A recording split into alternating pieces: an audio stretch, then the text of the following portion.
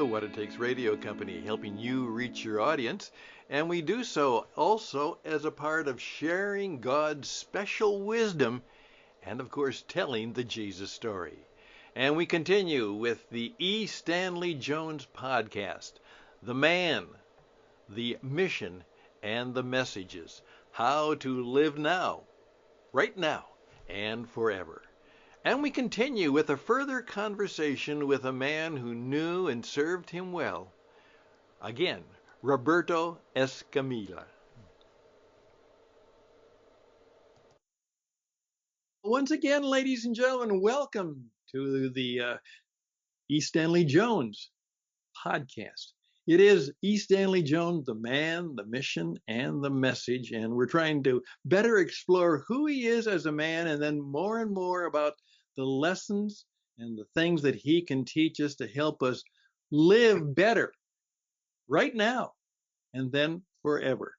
And so last week, it was our privilege to have, as part of our introduction to the situation and introduction to the people who will be with us, the man, one of the original, one of the gang of four, as we would say, right off the bat, Roberto Escamilla, who in his final days, E Stanley Jones, took this young man and said, carry the message on, learn from me, and teach it to others. And so, Roberto, you're back again for another program. Thank you. Welcome to the program. Deeply appreciate your leadership in this program. Among his many books, and he wrote 29 books, which are primarily devotionals, he wrote a book entitled Conversion, which is about evangelism that you were talking about in the other program. And in that book, he says 2/3 of the average congregation are members who need to be converted. 2/3. That may be too high of a figure. That may be questionable. But if that is true, then that means there is a need for evangelism in the local church, in the average congregation. And so he brought in, as you said in the other program, evangelism. He says, I'm a missionary, I'm an author, I'm a lecturer, but I want to be called an evangelist, because an evangelist is a bearer of good news. I want to be a bearer of good news. I want to bring hope in the midst of despair. I want to bring joy in the midst of depression. I want to be good news, just like the prophet Isaiah says that he has sent me to bring good news, the peace of God. That's the book of Isaiah. Good tidings, good news. In the midst of tribulation, the peace of God, the shalom of God. So what was he talking about all the time? He was talking about the fact that you don't have to be the kind of person you are now. You can be born again. That famous expression that we were talking about for a while, to be born again, to be a new creation. 2 Corinthians 5:17. If anyone is in Christ, he or she is a new creation. The old has passed. Behold, the new. And how did he do evangelism? Body, mind, and spirit. A holistic approach to evangelism that will include healing. And he will hold those healing services in his altar calls, and will ask a person, is it physical healing you want, a spiritual healing, or both? And most people would say both, physical and spiritual, because they are intrinsically related. And then he will pray for that person in the healing services, which to me were very important part of his evangelism. Then you mentioned the word surrender.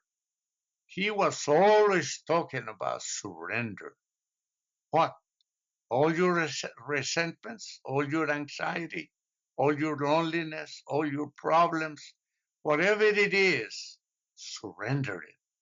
Meaning, release it. Let it go. Let go and let God. And especially, he said, the surrender of yourself, that you cannot be a self-centered person. Self-centered persons are miserable. You need to be a Christ-centered person. And that was the emphasis in his altar calls, for people to become Christ-centered persons. When he put this forward to be Christ-centered, how did he want people to then express the fact that they had kind of, as I say, put their hands up and say, I surrender? Once you did that, what were some of the fruits or the things that would come to you once you did release these things? He would say primarily love. Give out love and only love, which means forgiving other persons, listening to other persons, caring for other persons, helping other persons. If you want to be a Christ-centered person, you're going to find ways in which the love of Christ can become flesh, be incarnate in you. The moment you are converted to Christ, you become Christ-like, and you go around the world not only talking about Jesus, but being like Jesus. The Word become flesh. Some of the people he talked to were very unusual people.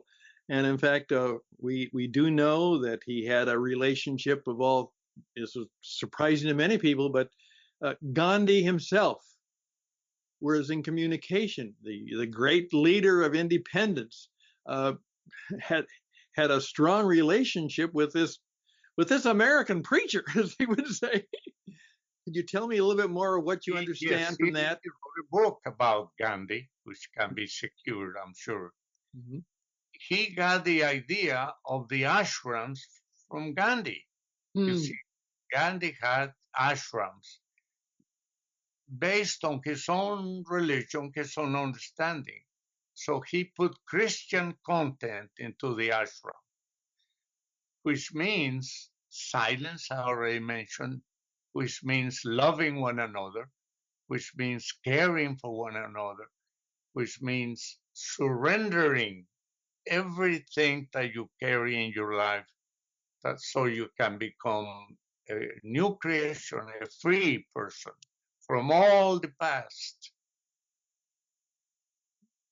Everybody that I've talked to and has said to me, sometimes I would say, well, of all of those books, and some of them have read them all many times, of his works that he has, what are some of your favorites that you would share personally? And they're all good, they're all great, but everybody always has 3 or 4 that they say, well, this is kind of my special ones. Certainly, The Abundant Life is one of his first books. The Way, How to Be a Transformed Person, and then The Way to Power and Poise,